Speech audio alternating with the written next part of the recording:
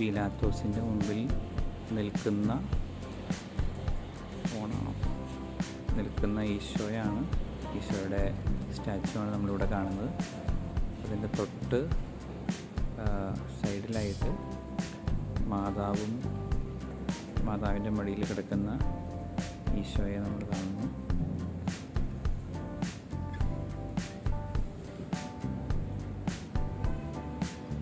ഇത് പീലാത്തോസിൻ്റെ അരമനയിൽ പീലാത്തോസ് ആളുകളോട് ചോദിക്കുന്നതാണ്, ആരെയാണ് ഞാൻ മോചിപ്പിക്കേണ്ടത്? അപ്പോൾ പീലാത്തോസിൻ്റെ അടുത്ത് ആൾക്കാർ പറയുന്നു, ബറാബാസിനെ മോചിപ്പിക്കണം.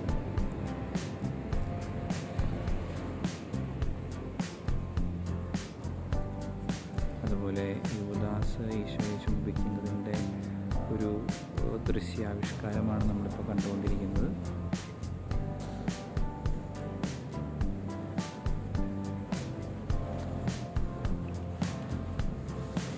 നമുക്കറിയാം, കോൺസ്റ്റന്റൈൻ ചക്രവർത്തിയാണ്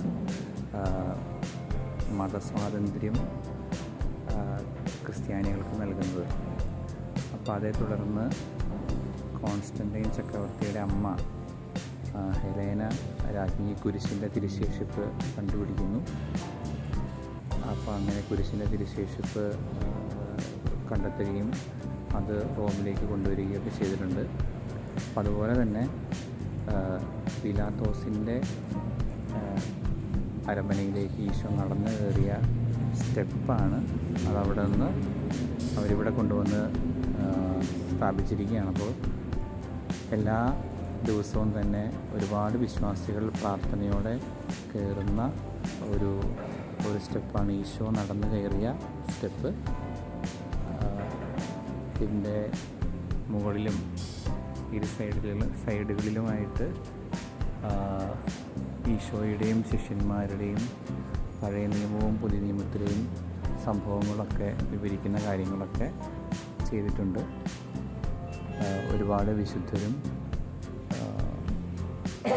മാലാഖമാരുടെയും ചിത്രങ്ങൾ കൊണ്ട് അലങ്കരിച്ചിരിക്കുന്ന ഒരു എന്താ പറയുക, ഒരു സ്ഥലമാണിത്. ഏറ്റവും അറ്റത്തായിട്ട് ഈശോ കുരിശിൽ തറച്ചിരിക്കുന്ന കാൽവരിയിൽ കിടക്കുന്ന ഈശോയും അടുത്ത് വെക്കുന്ന മാതാവും യോഹന്നാനെയും നമുക്ക് കാണാനായിട്ട് സാധിക്കും.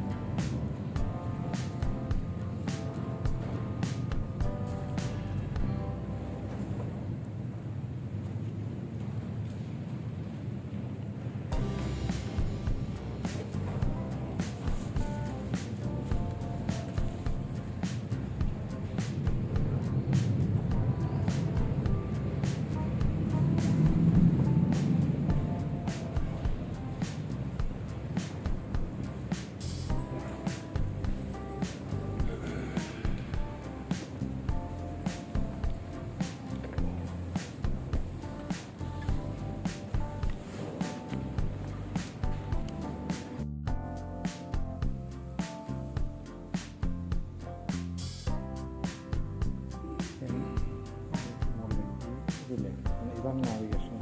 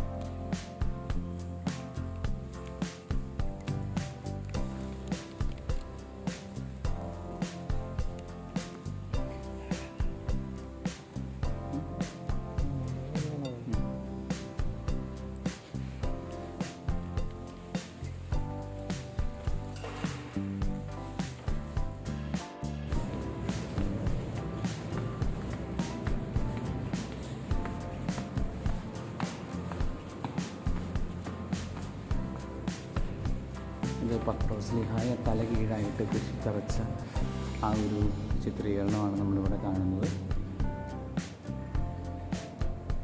അതുപോലെ മോശയുടെയും പഴയ നിയമ പ്രവാചകന്മാരുടെയും സംഭവങ്ങളൊക്കെയാണ് ഈ വഴിയുടെ ഈ സ്റ്റെപ്പിൻ്റെ ഇരുഭാഗങ്ങളിലായിട്ട് ചിത്രീകരിച്ചിരിക്കുന്നത്.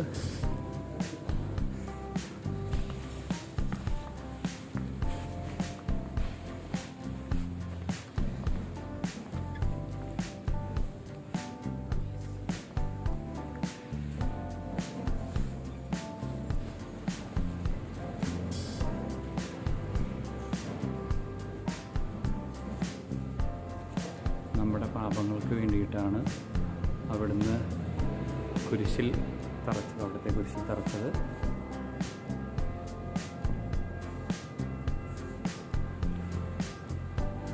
ഈശോയുടെ സ്വർഗ്ഗാരോഹണം.